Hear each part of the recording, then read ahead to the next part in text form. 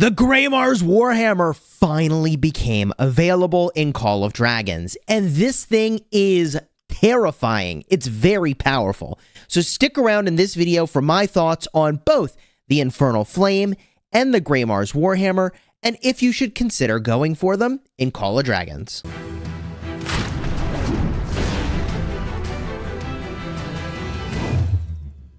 Hello my friends and welcome back. I'm Chisgule Gaming, and today's video is sponsored by the makers of Call of Dragons. And I have been so hyped for the Greymar's Warhammer ever since I started playing the game.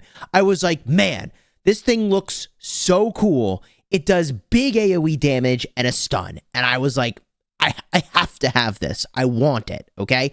But I actually ended up not pulling for it, and I will explain to you why in this video. So I'm going to do a couple things. First and foremost, I'm going to walk through each of these artifacts and talk about their sort of pros and cons, and then I'm going to talk about when you should go for artifacts and when maybe you should just kind of chill if you are spending in the game or you're hoarding up your keys. So let's start with the Infernal Flame, and I'll cover this only briefly because I've covered it in other videos. The Infernal Flame is currently my favorite magic unit artifact. And, you know, look, it's a Spender's artifact that you use with Lilia. So if you don't have Lilia, then don't use it and don't go for it. But if you are really focused on your Lilia, then let me tell you, the Infernal Flame just cranks the damage. And the single target damage is great. I generally don't like single target damage, but this artifact has truly delivered in every way. It even gives you magic attack when you scorch an enemy, which is just so good. So I have been extremely happy with the Infernal Flame, and it is actually insane to see such a good artifact paired with the Greymar's Warhammer.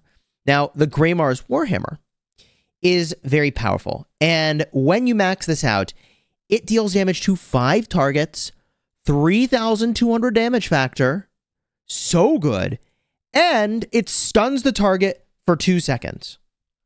Wow. Now, this can only trigger once every 10 seconds, so you can't have like a chain stunning situation, which is good. In addition, the dust that you put into this artifact will give you an upwards of 40% infantry defense. These star levels will give you 22% legion defense. And you can get 5% damage taken and damage dealt. So 5% damage taken reduction when you take this thing all the way up to max skill level. Now, when we compare this to another artifact that we know to be very good, okay? 3,200 damage factor, 5 targets. And by the way, there is actively some fighting going on over here. If we go really quickly to the Phoenix Eye, okay? I really wish that I had this at max skill level. I really wish I'd moved all in on whenever the heck this had showed up in the event where you can get this. I mean, this does 4,000 damage factor, 5 targets, okay? So this does more damage factor, but doesn't have a stun. But what I'm trying to show you is that I found the Phoenix Eye to be just an astonishingly good artifact, okay? And we're talking about a similar-ish damage factor with a stun.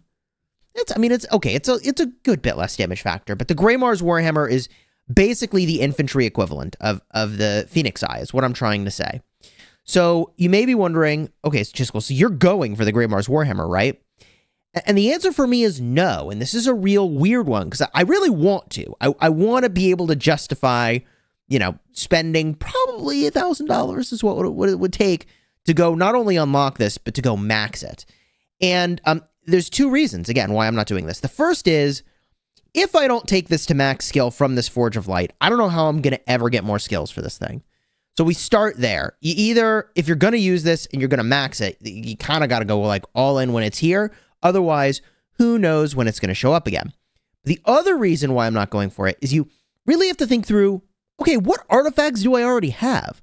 Look, I've already got Dragon Scale Armor. So if you already have an artifact that you're very happy with, you don't need to go for another one unless you're trying to make yet another march.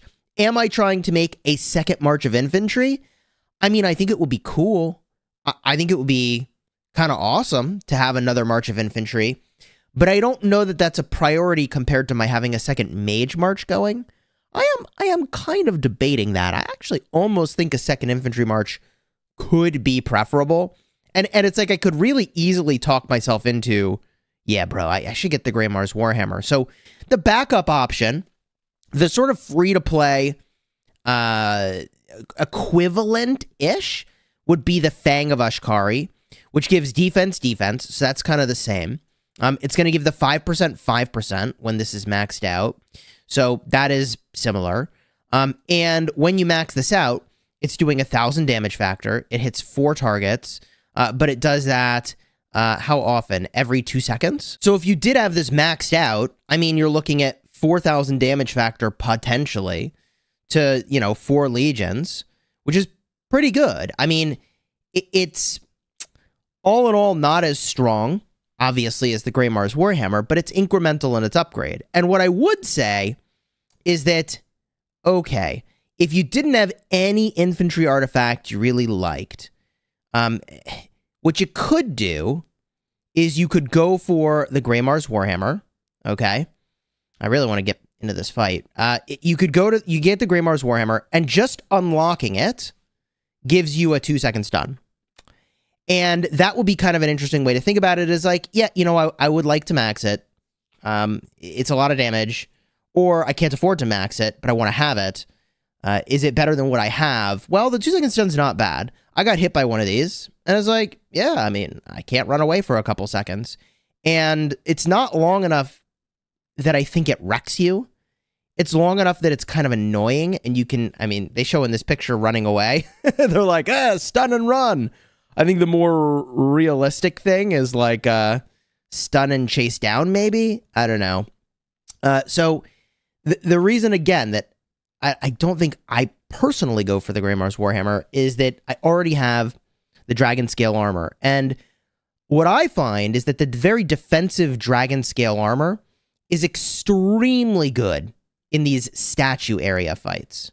So if I zoom way, way out, okay, these statues, you have these kind of one-on-one fights, and there's these choke points.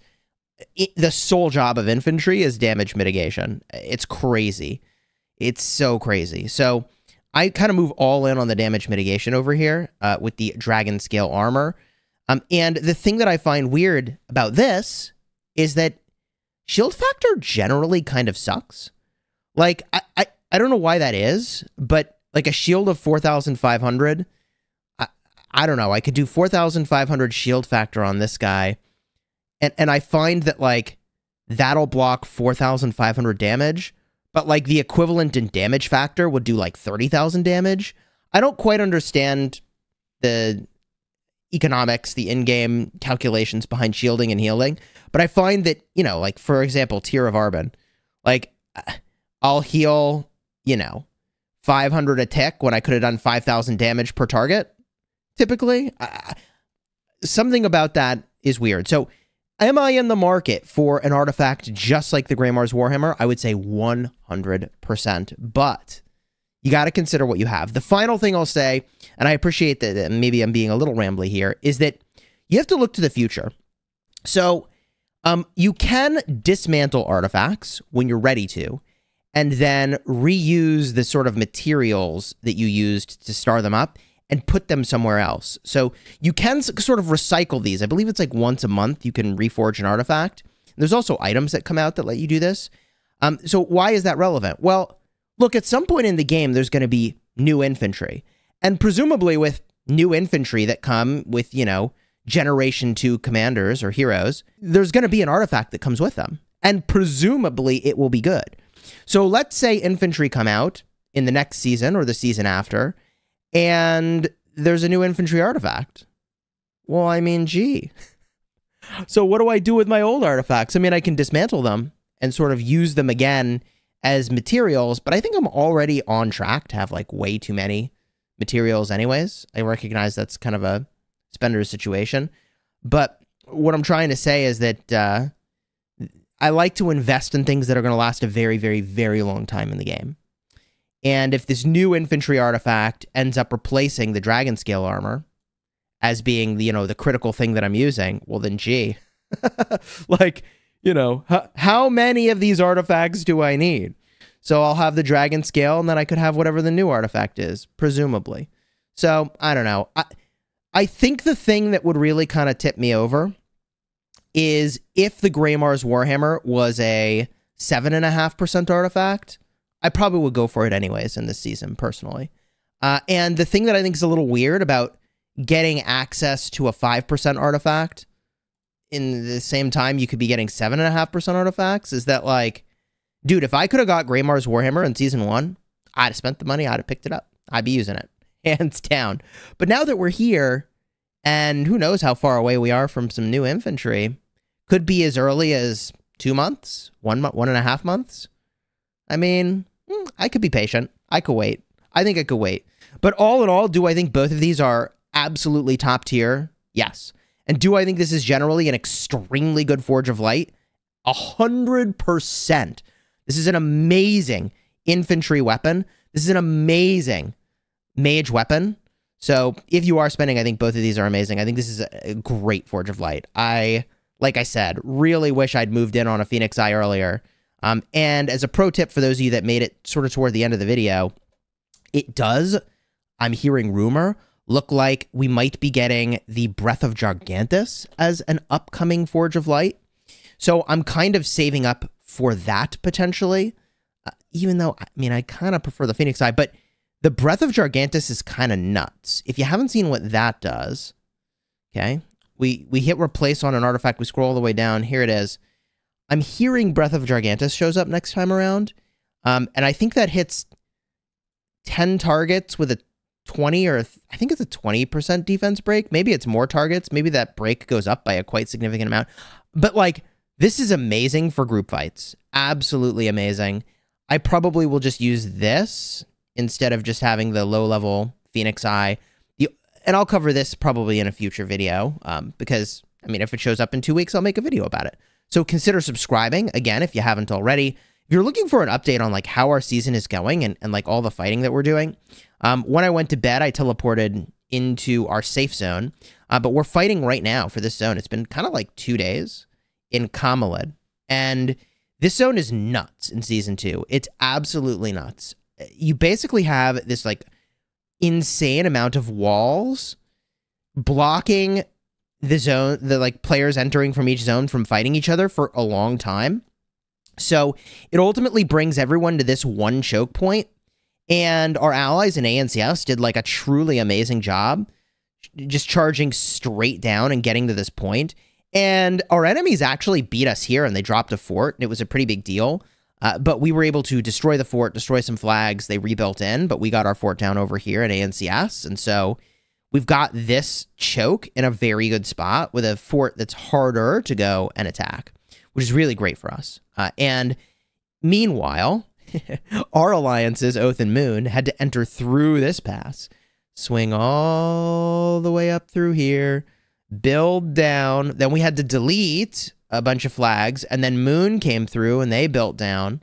And so then, you know, we kind of wall jumped some stuff over here, and we got these flags skipping along. So only now have we swung all the way around, and we're not even at this point yet where we can get to this choke. So this ANCS fort was absolutely critical, and it's not a coincidence. I mean, we 100% planned the zone to go this way. They did beat us to this point, which we did not plan for, but we were able to make up for that with Punch, which was really nice. And now, I mean, well, you'll have to subscribe to see what happens next, because I don't know what's going to happen next. We're going to start building up this way, but pretty much everybody's low on storehouse from all these flags. You know, it's like, I don't know, 30 flags to get around like this, maybe 25 flags, something like that. So it's a lot, and it's been just a crazy couple days. So a lot of fighting, good times. I will be back for more crazy action. TLDR or Too Long Didn't Watch. Both of these artifacts are amazing. I mean, if I had infinite money to put into this game, I would definitely get the Greymar's Warhammer. But as I talked about in another video, sometimes the best thing is more troops. For me right now, actually more troops is the better way for me to spend my money at 85, 84 million power or so when I'm at peak. I need more power so I can actually use the artifacts I already have. If you're looking for a video on what marches I'm using in the open field and why, I'll have a card in the end screen. I'm very happy with my choices. And again, if you want to see a video on what I think the best artifacts are, I'll have a card in the end screen, although I'll probably do an updated video for that real soon. Until next time, you have fun smashing the kingdom.